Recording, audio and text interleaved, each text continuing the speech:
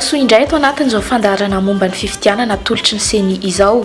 Ampafantatra ny be sy ny maro ireo tombanezaka vitany nandritra izay roa taona ny asan'izay ny seni raha ampito zoma 5 septambra.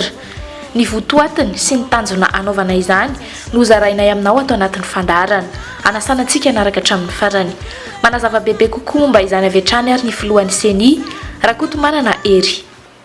Betsaka ny asa efa nataon'ny seni reo anaty sehatra maromaro zany. Eo aloha ny fampiakarana ny traikefan'ny mpikambana rehetrarehetra atao anatin'ny seni zay efa natao imbetsaka mietaona zay zavatra efa nanomboka tamin'ny herintaona nytoy tamin'ity taona ity nandritra ny tamin'ny volana Jolay ray manontolo dia tafiakatra daholo ny traikefa namana manerana ny Madagasikara zany mpikambana rehetrarehetra zay natao tamin'ny renivoham-paritany enina ny Antananarivo no nataontsika tany Antsirabe. Misy ihany koa zany ny ezaka natao teo amin'ireo le heritreritra sy tolo-kevitra rehetrarehetra mikasika ny hanatsarana ny lisym-pifidianana zany dia efa tafapetraka any amin'ny tompo manam-pahefana zany reny zavatra rehetrarehetra reny zay manomboka heritreretany zareo amoahany zay fanitsinany lalàna tokony atao mba ahafahantsika miditra ao anatina fifidianana tena mangarahara.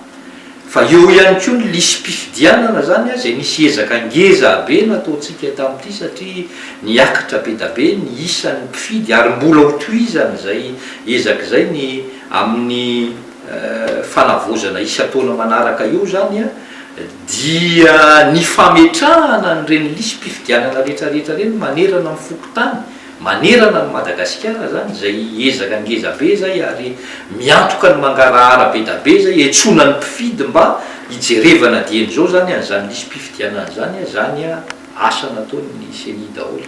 Etsy andaniny zany moa zany isambolana dia misy eto amintsika ny antsona hoe cadre de concertation zay ifampiresahana amin'ny mpanao politika, ifampiresahana amin'ny fiarahamonim-pirenena, ifampiresahana amin'ny mpanao gazety.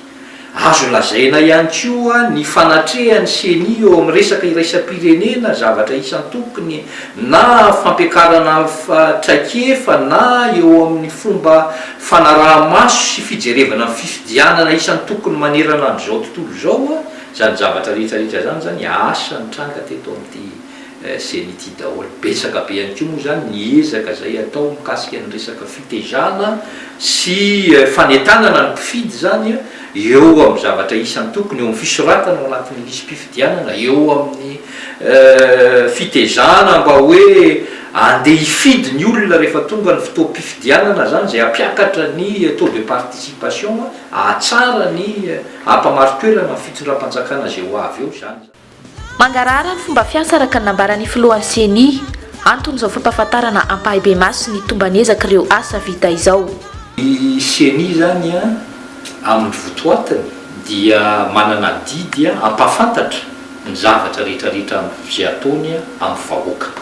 Zany tena didiny seni satria zany miantoka ny mangarahara eo amin'ny fomba fitantanana ny fifidianana zany. Tsika zany hatrany amin'ny fetim-boany dia niezaka foana manao an'izay zavatra zay hoe miasa tsika atao anatin'ny seni fa mampafantatra ihany koa trangany zavatra rehetrarehetra misy amin'ny olona rehetrarehetra amin'ny vahoaka malagasy. Ny tena antony zay zavatra zay zany dia ampangarahara an'le zotra-pifidianana mba hiantoka zay mety ho filaminana eo amin'ny zavatra rehetrarehetra zay ataontsika raha mpitso zany. Nasaina hanatrika ity tombanezaka ity ireo mpiara-miombona antoka amin'ny raharaha-pifidianana rehetra toy ny antoko politika, ny fiarahamonim-pirenena, ny mpanao gazety, ny rafi-panjakana misehatra amin'ny fifidianana ary ireo mpiara-miombona antoka ara-teknika sy ara-bola iraisam-pirenena.